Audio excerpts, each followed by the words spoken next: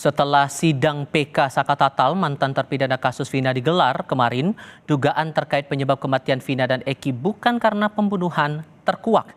Berdasarkan sejumlah bukti baru yang diajukan, kematian Vina dan Eki diduga karena kecelakaan.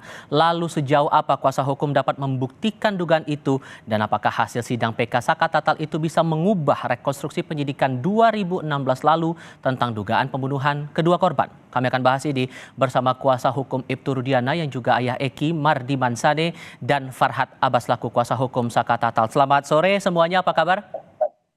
Selamat sore, kabar baik. Terima kasih semuanya sudah hadir dalam diskusi kami kali ini. Bang Mardiman, saya ke Anda dulu. Dalam sidang PK kemarin dari tim kuasa hukum Saka Tatal menyebut bahwa kematian kedua korban ini karena kecelakaan bukan karena pembunuhan. Masihkah kemudian Ibtu Rudiana dan keluarga yakin bahwa kedua korban ini termasuk anaknya ini jadi korban pembunuhan? Bukan kecelakaan? Bang Mardiman? Yakin 1000%, Mas. Alasannya, kalau membandingkan dengan pernyataan di PK kemarin? Ini kan kebetulan dengan urusan Saka Tatal ya. Saka Tatal ini kan sudah ada putusannya nomor 16.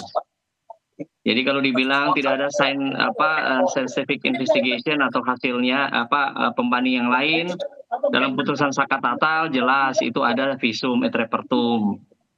Kemudian ada saksi-saksi. Ya, kalau kemudian saksi di belakang hari mencabut laporannya kan itu urusan lain. Tapi pada saat itu saksi confirm semuanya mengatakan bahwa itu adalah pembunuhan. Jadi kalau ditanyakan kepada kami sebagai kuasa hukum Ibtu Rudiana bahwa ini adalah pembunuhan, ya 1000% kami katakan ini pembunuhan.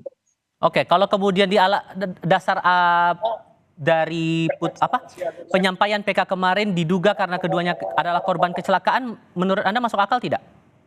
Tidak, kan masih diduga dan masih katanya. Ya silakan aja dibuktikan di pengadilan. Tapi kita juga sudah mengajukan amicus curiae, kita juga akan hadir kok di pengadilan. Biar kita adu saja datanya dan faktanya. Bang Farhad, dari keluarga Ibtu Rudiana masih meyakini bahwa ini kasus pembunuhan bukan kecelakaan. Jadi dari bukti baru kemarin itu, kunciannya atau bukti kuat mana yang akan dijadikan dorongan buat teman-teman di PK ini? Ya, kalau kita melihat dari bukti goresan motor aja di sebelah kanan dan luka-luka semua korban sebelah kanan semua, termasuk daging yang nyangkut di mor sebelah kanan juga gitu. Artinya kalau pembunuhan ini masa orang mati semua di sebelah kanan semua dibunuh gitu. Ya itu satu. Kedua, saya nggak mau berdebat masalah dengan Rudiana karena Rudiana juga hanya sebagai ayah korban aja. Saya nggak melihat lagi dia sebagai orang yang membuktikan atau sebagai pahlawan yang menangkap pembunuh anaknya. Karena sekarang kan udah mulai terkuak. Artinya, ke-11 orang yang didatangi Rudiana ke rumah Rudiana itu, justru dengan bebasnya Peggy, itu sudah merupakan satu langkah titik terang bahwa ada yang tidak beres dalam penyidikan awal. Apalagi dengan cabutnya Liga Akbar dan pengakuan daripada Dede. Justru saat ini bukan kami harus beradu atau berperang melawan Rudiana. Justru pihak polisi dapat menggelar kembali gelar lanjutan untuk mengungkap misteri kematian Vina dan Eki. Agar jangan sampai orang yang tidak salah itu dihukum. Ini sudah 8 tahun loh mereka di penjara. Dan saya meminta supaya Rudiana tidak usah menggunakan manuver dengan menggunakan lebih dari 60 pengacara. Karena bukan itu penyelesaiannya. Dan kita minta Rudiana muncul aja gitu. Karena dia kan polisi. Jangan sembunyi kemudian ketika terjadi hal seperti ini membuat satu kegaduhan dan kericuhan. Karena ini menyangkut nama baik institusi Polri.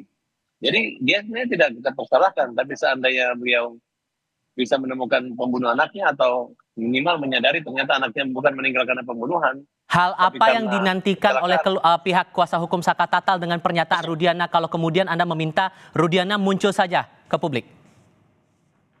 Ya, ketidakmunculan Rudiana itu adalah dia menyadari bahwa apa yang dia telah lakukan itu sudah terungkap, dan kalau dia nongol dia pasti malu gitu.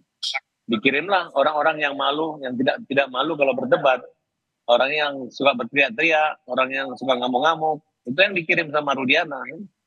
Siapa Terus itu yang ngamuk-ngamuk dan suka teriak-teriak gitu? Ya, Jangan orang-orang gitu lah, yang Bos. saya nggak bicara menyebut nama gitu ya, tapi yang jelas yang menggunakan, yang saat ini dari orang yang menggunakan surat kuasa dari Rudiana, itulah orang yang suka ngamuk-ngamuk. Oke. Jangan ditanya sama saya lagi. Justru kita mau siapa lagi yang mau Jangan lari dari ditambahkan? konteks. Oke, tahan dulu Jangan Bang lari Farhad. dari konteks. Saya kasih kesempatan Bang Mardiman. Kenapa kok sampai sekarang belum ada klarifikasi muncul ke publik dari Pak Rudiana menjelaskan soal benang merah masalah ini?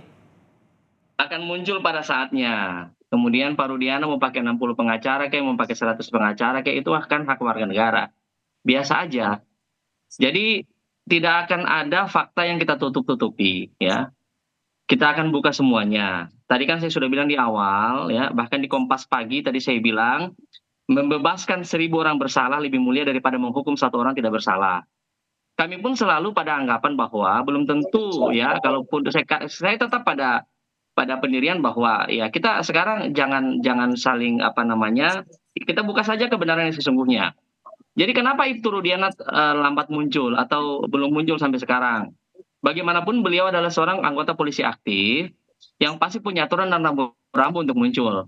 Tapi karena sekarang tekanan masyarakat, framing dan sebagainya sudah sedemikian keras, ya maka beliau menunjuk kami begitu ya. Jadi ya kita lawyer, bukan orang yang tukang ribut-ribut gitu kan, untuk menjelaskan dan menyampaikan juga kepada publik bahwa ini loh fakta dan data yang bisa tersaji, dan Ibtu Rudiana suatu saat akan muncul kok ya. Suatu saat itu akan menunggu momen kapan menurut Anda? Karena kan dari sekian banyak yang kasus ini muncul menyasar kepada Rudiana.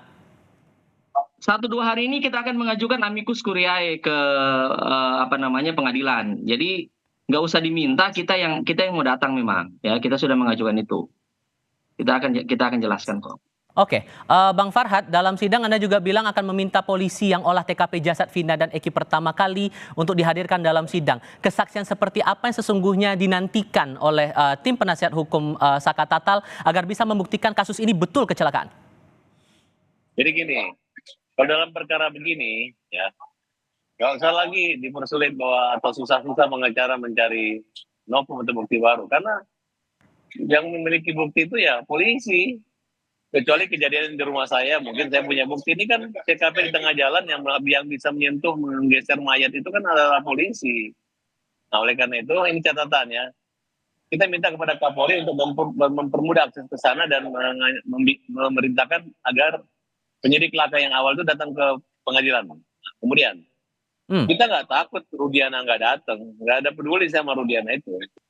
Yang jelas Rudiana lah yang ketakutan. Nah, dan takut kita. Dengan Rudiana ketakutan, dia mengirim 60 pengacara.